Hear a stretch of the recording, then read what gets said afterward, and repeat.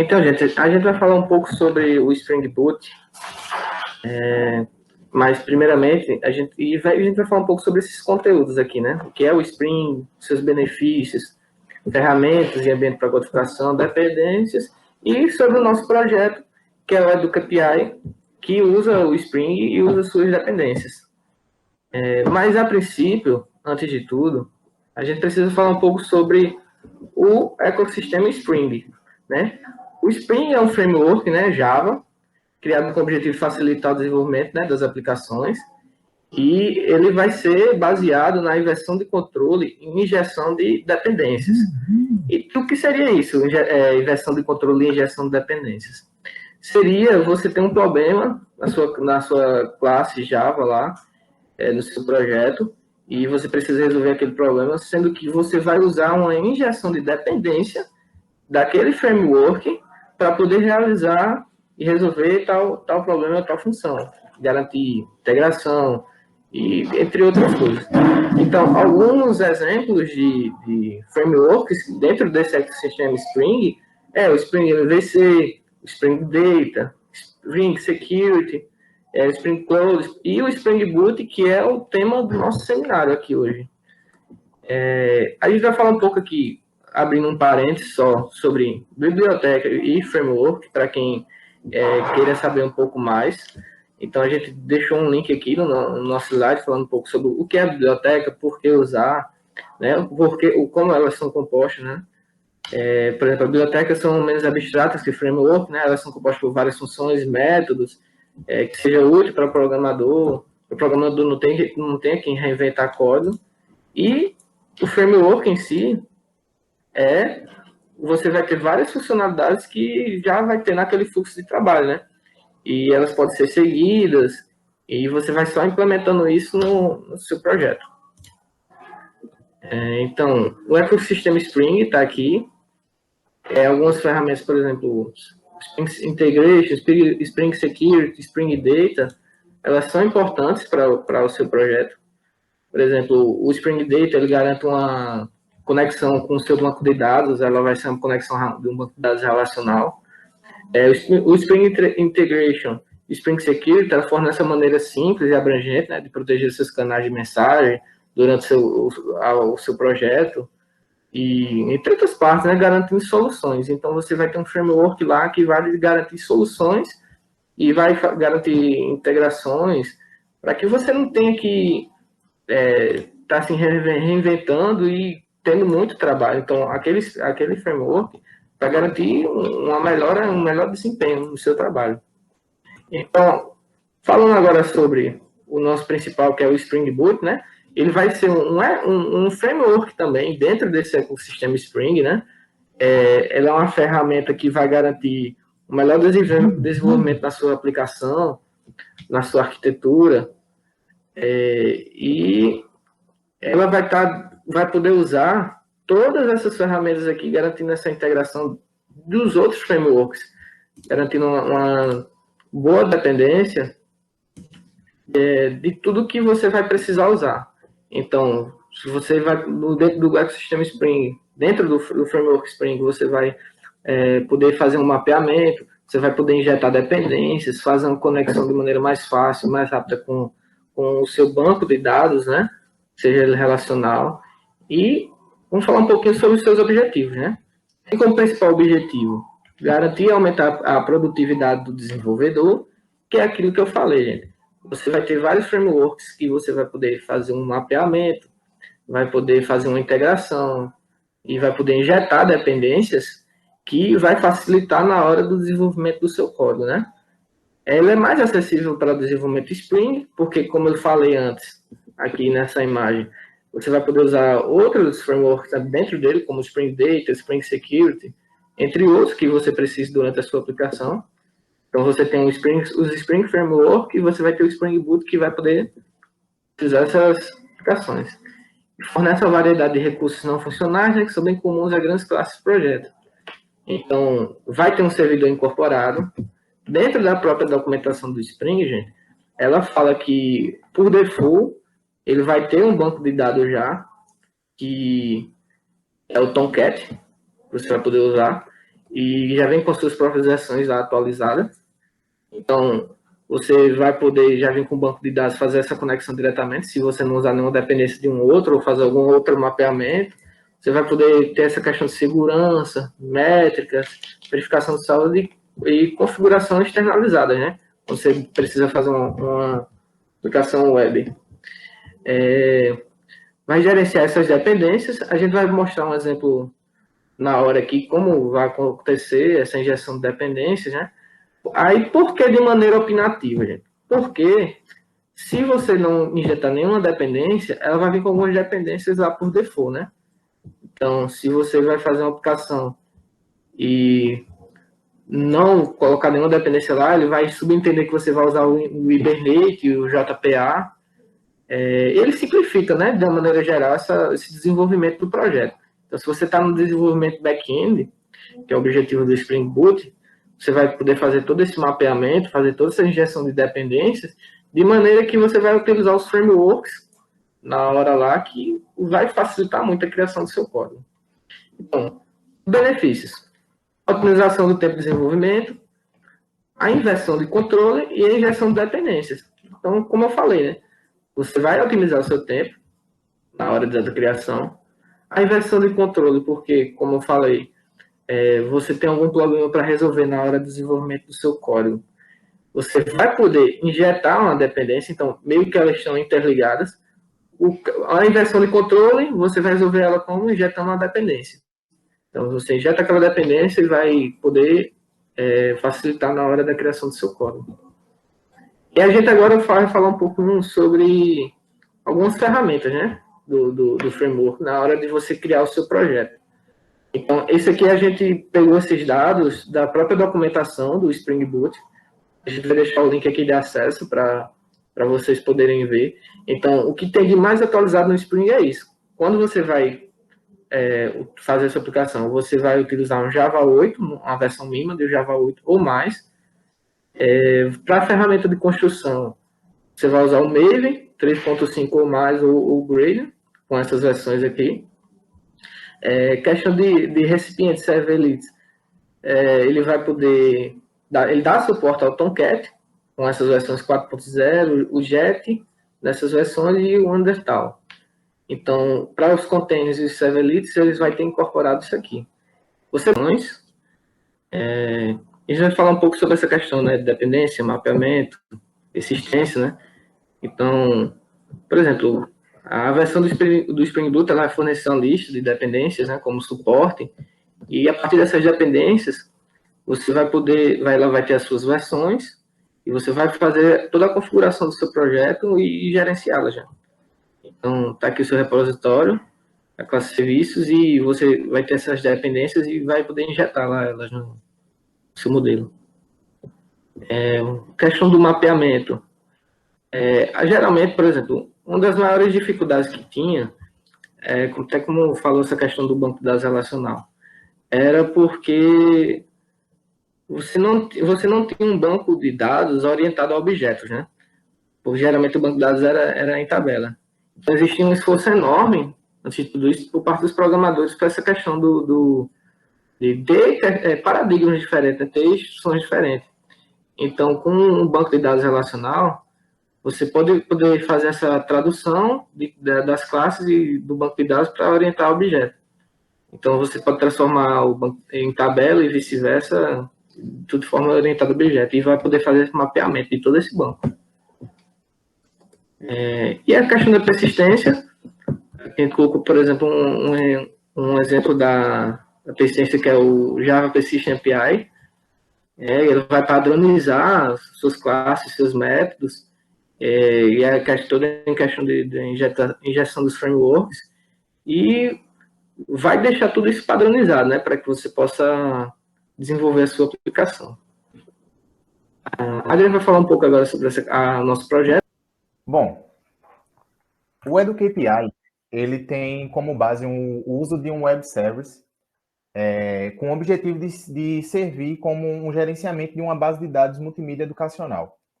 Nesse sistema, o usuário ele vai poder fazer o cadastro, a consulta, ou até mesmo a remoção de vários desafios ou de contextos que são os temas. Aqui do lado eu coloquei uma foto que foi disponibilizada pela professora sobre como é mais ou menos como funciona o EduCAPI. O professor ele vai ter o acesso à gestão dos contextos, onde vai fazer o cadastro. O EduCAPI vai ser a API para outros aplicativos que vão usar entre aspas, dessa biblioteca e para ser utilizado por usuários com diferentes perfis. Um exemplo aqui bem básico, bem básico mesmo, é onde temos um tema, cidade, e podemos criar diversos desafios relacionados a prédios, escolas ou parques. Eu vou dar um exemplo aqui, desse aplicativo aqui, que é o Palavra Certa, que é um aplicativo desenvolvido também pelo projeto, e é só para dar um exemplo mesmo. Aqui tem com os temas, vamos supor, tecnologia. Aí vamos supor que eu escolha o tema cidade, como foi apresentado no slide. Aí eu aperto no cidade e vai aparecer uma tela com a foto de uma escola. E lá pergunta o que é aquela imagem, o que é que representa. E você vai selecionar. Nesse caso aqui está usando as telas do aplicativo Palavra Certa. Bom, a ideia principal do sistema do EduCAPI é ajudar esses métodos de desenvolvimento e aplicativos através de uma API REST. E agora eu vou dar uma introdução do que é uma API REST, do REST. REST é um dos modelos de arquitetura desenvolvido por Ray Fielden, esse senhorzinho simpático que está aí. Ele foi um dos principais criadores do protocolo HTTP. A ideia do REST veio junto com quando ele estava no início da criação da sua tese de doutorado. E foi se desenvolvendo e ele foi adotado como melhoria da arquitetura do protocolo de HTTP. O REST nasceu um conjunto de princípios de arquitetura com o objetivo primário de definição de características fundamentais para o desenvolvimento de aplicações web seguindo boas práticas. Um exemplo desses recursos. Vamos supor que a gente tem um site com esse link. www.educapi é só figurativo, é só de exemplo, .com.br/temas. A gente sabe que a partir desse endereço a gente pode acessar algum recurso. Nesse caso, a gente vai ter uma listagem, poderia ser a listagem dos temas cadastrados no sistema EduCAPI. Mas se a gente pegasse esse link e tirasse o tema e botasse várias letras loucas aqui atrás, no lugar de temas, e fôssemos procurar, ia dar um erro, provavelmente ia dar um 404 not found, que ele não ia achar esse endereço, no caso. Os principais métodos do REST são esses verbos em inglês, o get, o post, o put e o delete. O get, ele serve para a obtenção de recursos, como, por exemplo, pegar ele pode pegar coisa de um formulário. O post ele vai criar um recurso. Vamos supor que a gente bote um formulário que tenha um formulário e a gente insira o meu nome, Adrian, e ele vai pegar esse nome e vai colocar no sistema. O put, ele vai atualizar um recurso e o delete, ele vai remover um recurso. É bem intuitivo. Bom, sobre o REST trabalhando em conjunto com HTTP. No trabalho do conjunto do REST com HTTP, eles fornecem um conjunto de respostas para os clientes, APIs ou navegadores, etc. Tais respostas têm a função de indicar a forma adequada de como lidar diante de uma determinada situação. Os códigos que são chamados os códigos de estado, para um bom funcionamento de um servidor, deve processar cada requisição que chega até ele. Chamamos de código de estado.